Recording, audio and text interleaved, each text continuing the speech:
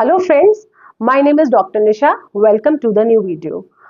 सो इस वीडियो में हम वो वर्ड्स डिस्कस करेंगे जो कि शॉर्ट लिस्टेड हैं।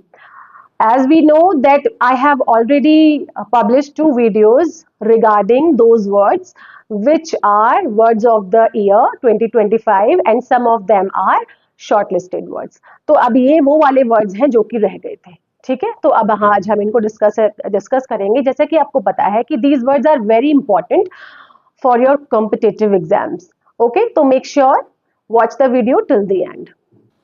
So the first word is gerrymander. Gerrymander. It's a political term. ठीक है। अच्छा, अब gerrymander का मतलब क्या होता है? तो gerrymander का मतलब होता है जब इलेक्शन में इलेक्शन एरियाज इस तरह से डिवाइड किए जाते हैं, इस तरह से उनकी बाउंड्रीज बनाई जाती है, इस तरह से एरियाज को डिवाइड किया जाता है कि एक पॉलिटिकल पार्टी जीत जाए, इवन दो उस पॉलिटिकल पार्टी के पास ज्यादा वोट्स नहीं होते, इसके बावजूद भी वो जीत जाती है क्योंकि इसमें मैपिंग की जाती है, एरियाज को डिवाइड किया जाता है। अच्छा, सिंपली मैं आपको बताती हूँ, एक एग्जाम्पल के तौर पे आप समझ सकते हैं कि जैसे कि एक सिटी है और उस सिटी में 60% जो लोग हैं वो पार्टी ए को वोट देना चाहते हैं, ठीक है। 60% लोग जो पार्टी ए को वोट देना चाहते हैं और 40% लोग पार्टी बी के हक में है, ठीक है।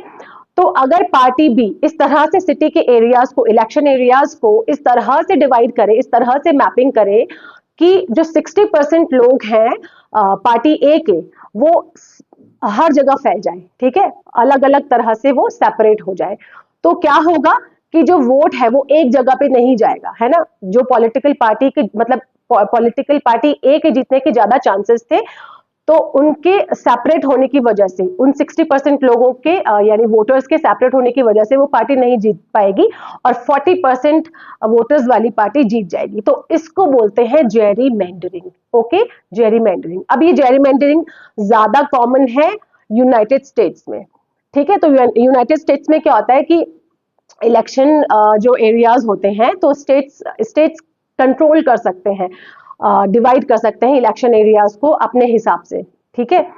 तो अगर वहां की पॉलिटिकल पार्टीज मतलब एक पॉलिटिकल पार्टी जीतना चाहती है, तो वो क्या करते हैं कि वो क्या करते हैं कि इस तरह से एरियाज को डिवाइड करते हैं, इलेक्शन एरियाज को इस तरह से बाउंड्रीज बनाते हैं, मैपिंग करते हैं कि वो पार्टी जीत सकती है, ठीक है। तो वहां पे यूनाइटेड स्टेट्स में बहुत ज्यादा देखा जाता है जेरीमेंडरिंग का इशू। अब इंडिया में आ जाते हैं, तो इंडिया में क्या होता है, इंडिया में इलेक्शन कमीशन के कंट्रोल में होते हैं इलेक्शन एरियाज, ठीक है। वहां पे आप मैपिंग नहीं कर सकते, ठीक है। सिटी और टाउन्स में, इन टाउन्स को के इलेक्शन एरियाज को एक पॉलिटिकल पार्टी के कंट्रोल में नहीं होते वो, ठीक है, स्टेट के कंट्रोल में नहीं होते, वो होते इलेक्शन कमीशन के कंट्रोल में, ठीक है। तो वो करते हैं इसको डिवाइड, ठीक है, इलेक्शन कमीशन। तो यहाँ पे पॉलिटिकल पार्टीज का कोई लेना देना नहीं है इससे, तो इसलिए इंडिया में ये बहुत रेयर है। Okay, so the second word is agentic. Agentic का मीन्स होता है सिंपली डिसीजन मेकिंग पावर, ठीक है। जब कोई इंसान चाहता है कि वो अपने डिसीजन, अपने चॉइसेस खुद ले, यानी कि वो अपने डिसीजन के लिए खुद इंडिपेंडेंटली अपने डिसीजन लेना चाहता है, तो उसको बोलते हैं एजेंटिक।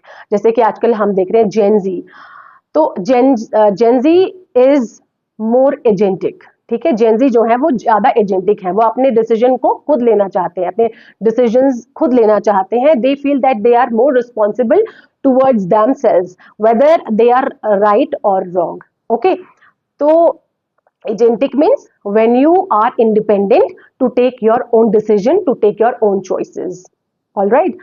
अच्छा, अब थर्ड वर्ड है ट्रेड वाइफ। ट्रेड वाइफ, तो ट्रेड वाइफ जैसा कि वर्ड ही सजेस्ट कर रहा है, ट्रेडिशनल वाइफ, इसका मतलब है ट्रेडिशनल वाइफ। अब क्या है कि ट्रेडिशनल वाइफ जब एक वुमेन चूज करती है अपना खुद की लाइफ को कि हाँ, I want to be a housewife, ठीक है, कि वो ये चूज करती है, she will manage the household chores, taking care of her kids, her husband, और वो चाहती है कि वो हाउस वाइफ बन के रहे, ठीक है। तो उसको हम बोलते हैं ट्रेडिशनल वाइफ, ठीक है, traditional wife. Instead of going outside and doing job और earning, she chooses to stay at home, taking care of her husband and home and children. Okay, तो this is traditional wife. Last है हमारे पास क्लैंकर, ठीक है। क्लैंकर क्या होता है, तो clanker it's a slang, it's a negative slang for robots and AI. ठीक है, ये एक स्लैंग टाइप का है, नेगेटिव में जाता है, नेगेटिव मीनिंग है इसका, तो उसको हम क्लैंकर बोलते हैं। रोबोट्स के लिए आप सिंपली क्लैंकर बोल दो, ठीक है, नेगेटिव स्लैंग के तौर पे अगर बोलना हो तो for example the movie portrait robots as clankers. ठीक है, रोबोट्स को उन्होंने ऐसे पोर्ट्रे किया क्लैंकर्स की तरह। ठीक है, so I hope this video will be informative for you. Thank you for watching.